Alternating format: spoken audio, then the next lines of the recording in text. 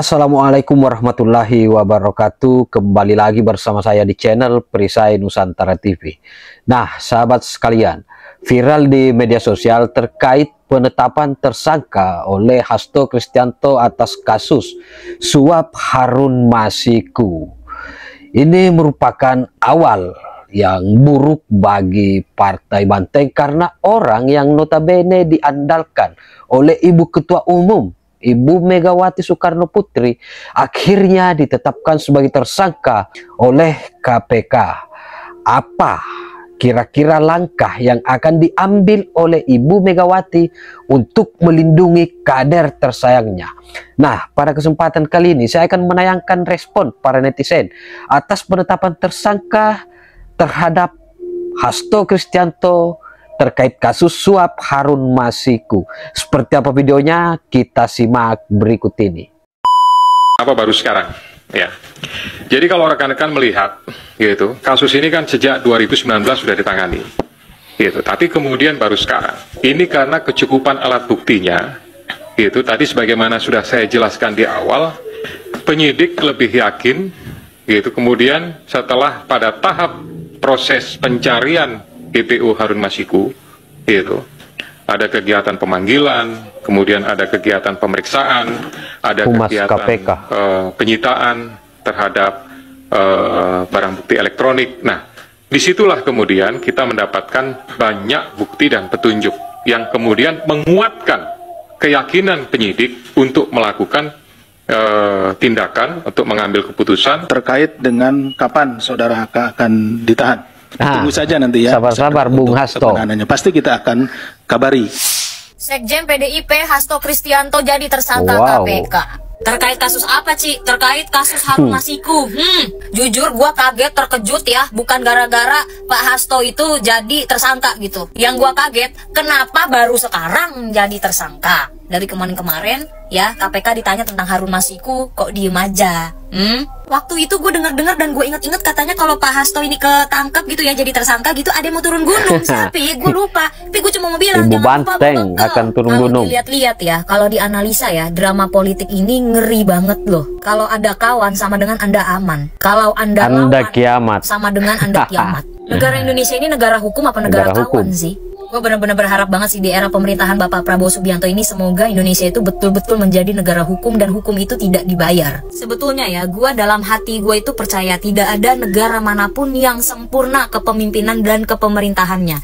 Tapi setidaknya dengan apa yang gue lihat selama 26 tahun gue hidup ya, sejauh yang gue tahu tanpa mengurangi rasa hormat gue, sejauh yang gue tahu selama ini hukum kita itu bisa dibeli dengan sogok menyogok, suap menyuap. Maksud gue pribadi gini, kalau memang negara itu tidak sempurna, setidaknya jangan goblok-goblok amat. Hukum sampai bisa dibeli, sampai bisa dibayar. Di mana keadilan sebuah negara? Di mana keadilan untuk rakyat? Padahal pemimpin-pemimpin negara Indonesia itu dipilihnya oleh rakyat. Tapi kok bisa hak-hak rakyat tidak sampai ke tangan rakyat sebagaimana semestinya dan sebagaimana harusnya? Satu persatu mulai diusut di era pemerintahan Bapak Prabowo Subianto. Ini masih belum seberapa loh, baru beberapa bulan loh Bapak Prabowo menjabat.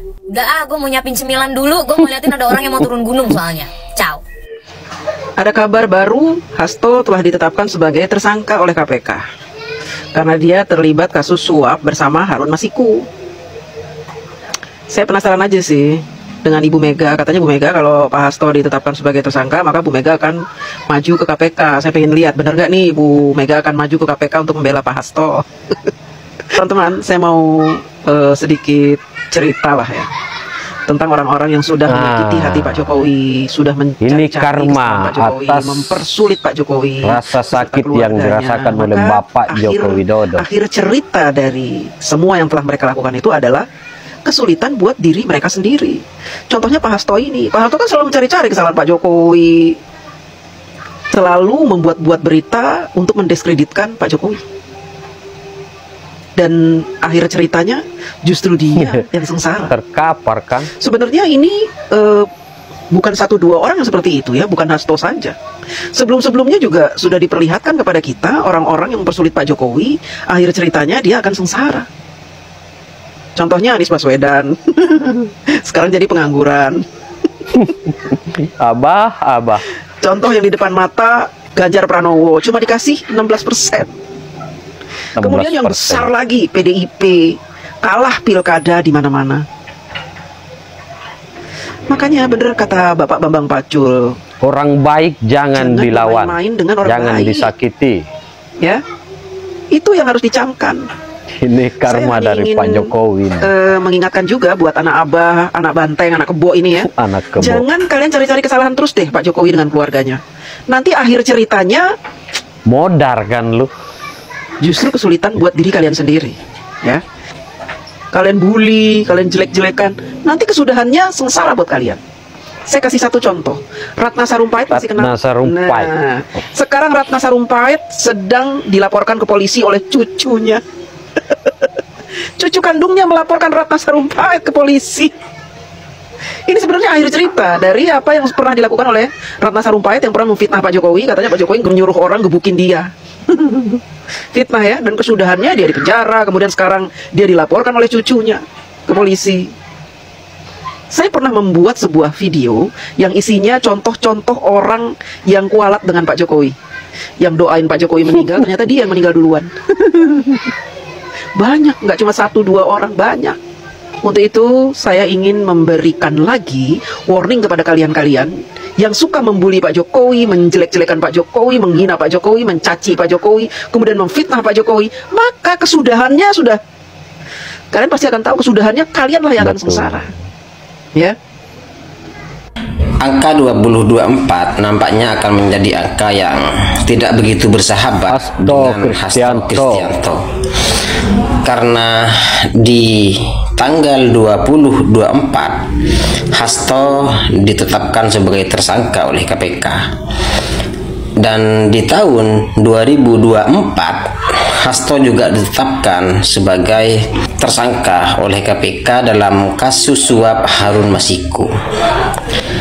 Tapi saya tidak begitu heran kalau Hasto ditetapkan sebagai tersangka, karena saya sudah punya firasat tidak baik mengenai orang seperti Hasto ini.